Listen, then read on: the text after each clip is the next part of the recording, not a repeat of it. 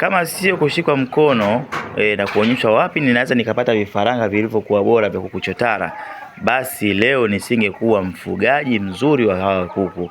Lakini kuna mtu alinishika mkono na kanielekeza wapi nitapata vifaranga bora vya hawa kuku chotara. Hivyo basi nikaamua kwenda kwenye kampuni hiyo na kuchukua vifaranga hawa, na mpaka leo nafurahia matunda ya hawa kuku. Bwana, hawa kuku chotara ni wazuri sana. Hawa kuku chotara ni wazuri sana. Hawana stress, hawana vifo, yani wanakuwa wakubwa vizuri sana.